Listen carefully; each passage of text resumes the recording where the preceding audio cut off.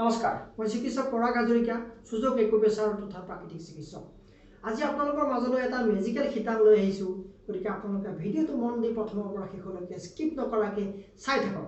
এটা মেজিকেল কথা কি, বৰ্তমান আমাৰ গৰমৰ ছিজন আহিছে। এই ছিজনটোত আমাৰ জ্বৰ হয়। আমাৰ গাঁওসমূহত বিশেষকৈ ৰাতি বিয়লি এনেকুৱা ধৰণৰ বিপদত পৰে মানুহ। কোন ধৰণৰ ডক্টৰ নাপায়, হঠাতে গাড়ীৰ অসুবিধা, ডক্টৰৰ ওচৰত হস্পিটেলত যাবলৈ, ঘৰত কোনো দৰৱ টেবলেট বা ইনজেকশ্যন নাথাকে, বা থাকিলেও ইনজেকশ্যন থাকিলেও ল'ব নোৱাৰে, বা টেবলেট খায়ো কেতিয়াবা জ্বৰখন নকমে। তেতিয়া আপোনালোকে কি কৰে, বহুত বিমূৰত পৰে। আপোনালোকে নিশ্চয় পানী দিয়ে, ঠাণ্ডা পানী আমি স্পঞ্জিং কৰোঁ। যদি কপালত আমাৰ ধৰক কটন কাপোৰত পানীটো তিয়াই আমি মূৰত ভৰণ দিওঁ পানী, আৰু ভৰিত ধৰক গৰম কাপোৰ দিয়ে, এনেকুৱা ধৰণৰ সমস্যা আহি যায়। গতিকে সেই পানী দিয়া যিখিনি আপোনালোকৰ কাম সেইখিনিতো কৰিবই। তাৰ লগতে ইনষ্টেণ্ট জ্বৰটো কমাবৰ কাৰণে এটা মেজিকেল টিপছ আপোনালোকলৈ কৈ আছোঁ, মন দি চাওক।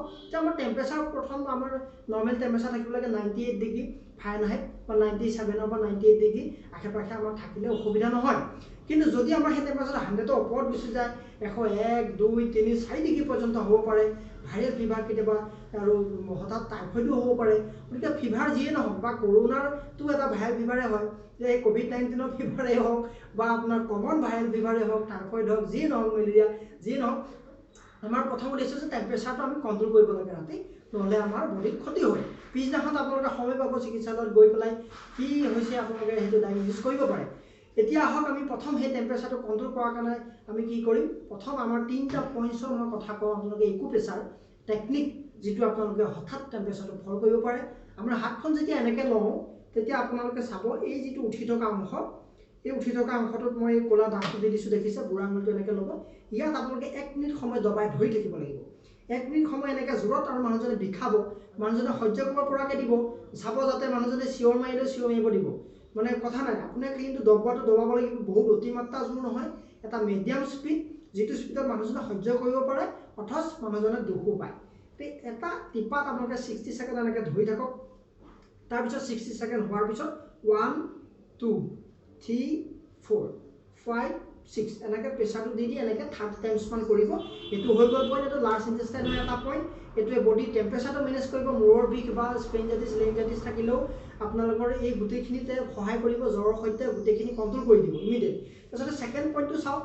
এইটো হোমোষ্টেটিক পইণ্ট, বডি টেম্পাৰেচাৰ মেনেজমেণ্ট কৰাৰ কাৰণে বহুত অদ্ভুত পইণ্ট, যিটো এটা লিঅ' কানেক্টিং পইণ্ট আমাৰ স্প্লিনৰ, লিভাৰৰ আমাৰ টেম্পাৰেচাৰ মেনেজমেণ্টৰ ক্ষেত্ৰত সমতাটো স্থাপন কৰে। গতিকে এই পইণ্টটো আপোনালোকে চাওক। আমাৰ হাতখন যেতিয়া এনেকৈ দিওঁ, এইটো আমাৰ এলব' জইণ্টৰ ওপৰত যিটো উঠি থকা অংশ আছে, ব্লেক কালাৰ দিছোঁ মই গম পাব। এই পইণ্টটো এটা মেজিকেল পইণ্ট। এই পইণ্টটো ইনফেকশ্যনো কণ্ট্ৰল কৰিব, আৰু বডিৰ আমাৰ টক্সিনবিলাক ৰিমুভ কৰাত সহায় কৰিব। ইয়াত আপোনালোকে এনেকৈ ধৰিব, পেইন হ'ব, এই জেগাটোত ভয়ংকৰ পেইন হ'ব জ্বৰ হৈ থকা ব্যক্তিজনৰ।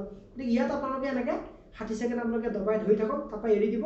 60 ছেকেণ্ড হোৱাৰ পিছত আকৌ 1, 2, 3, 4, 5, 6 বা তাৰপিছত অলপ অলপ জাষ্ট এটা মালিচ মেছেজ এটা অকণমান কৰি দিলে।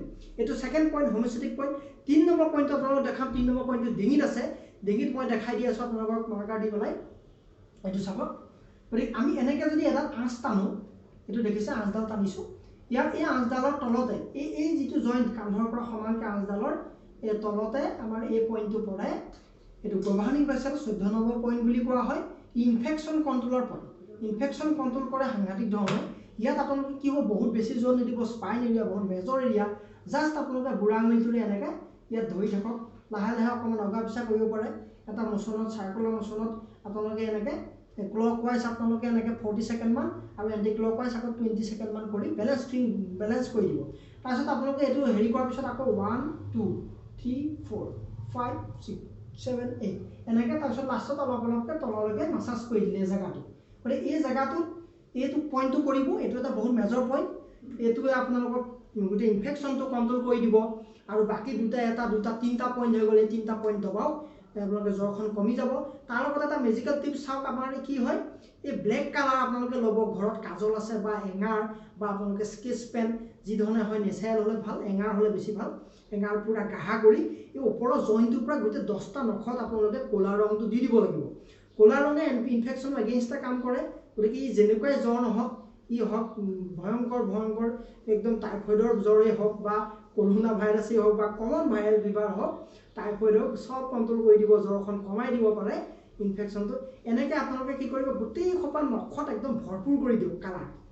ভৰপূৰ কৰি দিয়ক গোটেই 10টা আঙুলিত জ্বৰ উপায় পায় গতিকে পিছদিনাখন আপোনালোকে গৈ পৰীক্ষা কৰক কি হৈছে কি নাই আৰু এইটোৱে এনেকুৱা ধৰণে কাম কৰিব পিছদিনাখনো যদি এপ্লাই কৰি থাকে টিপছকেইটা হয়তো আপোনালোকে একো দৰৱ নোখোৱাকৈ ভাল হ'ব ঘৰত যি তুলসী আদা মৌজোল শেৱালি ফুল আছে সেইকাৰণে গ্ৰহণ কৰিলেও ভাল হৈ যাব পাৰে এতিয়া ঔষধৰ কথাটো নকওঁ মই পিছত গতিকে ৰাতি টেম্পাৰেচাৰটো মেনেজ কৰিব কাৰণে ইমাৰ্জেঞ্চি আপোনালোকে কণ্ট্ৰল কৰাৰ কাৰণে এইকেইটা পইণ্ট দিলোঁ আৰু এইটো দবৰ ওপৰত পাৰফেকশ্যনটো ডিপেণ্ড কৰে আপোনালোকে চাব মানুহজনৰ যে কিমান সুখ পাইছে সেইটোৰ ওপৰত বেছ কৰিব মানুহজনক নিজে সুধিব অকল এটা চাইডে নহয় দেই এটা দুটা তিনিটা এতিয়া এইটোতো এটাই হ'ব দুইফালে এটাই হৈ গ'ল এটা দুটা আকৌ এইখন হাতত মানে 5 জেগাত আপোনালোকে দবাব লাগে 3টা পইণ্ট 5 জেগা পৰিব দুইফালে এই 3টা কাম কৰক আৰু 10টা আঙুলিত ক'লা ৰং দিয়ক গতিকে এইটো জ্বৰখন কমি যাব পিছদিনাখন গৈ আপোনালোকে কি হৈছে চিকিৎসকক দেখাই আপোনালোকে পৰামৰ্শ ল'ব পাৰে গতিকে ইমাৰ্জেঞ্চি টেকনিকটো দিলোঁ আপোনালোকক এইটো নিশ্চয় আপোনালোকে ভাল পাব কমেণ্টছ কৰি জনাব এটা লাইক কৰক আৰু আপোনালোকে বন্ধুবৰ্গৰ মাজত শ্বেয়াৰ কৰি দিয়ক যিমান পাৰে আমাৰ গাঁওসমূহত যাতে এতিয়া এই ভাইৰেল ফিভাৰৰ ছিজন আহি আছে আৰু এই ছিজনৰ পৰা আমি এইকেইটা কামৰ পৰা আমি হাত সাৰি থাকিব পাৰোঁ আপোনালোকক এইটো ঘৰুৱাভাৱে দিহা দিলোঁ মেজিকেল টিপছ একুপ্ৰেছাৰ টিপছ এটা কালাৰ থেৰাপি গতিকে বন্ধুবৰ্গলৈ শ্বেয়াৰ কৰি দিয়ক আৰু যিসকলে আমাৰ চেনেলটো এতিয়া ছাবস্ক্ৰাইব কৰা নাই প্লিজ ছাবস্ক্ৰাইব কৰি দিব গতিকে আজিলৈ আহিছোঁ ধন্যবাদ জয় অসম জয় ভাৰত।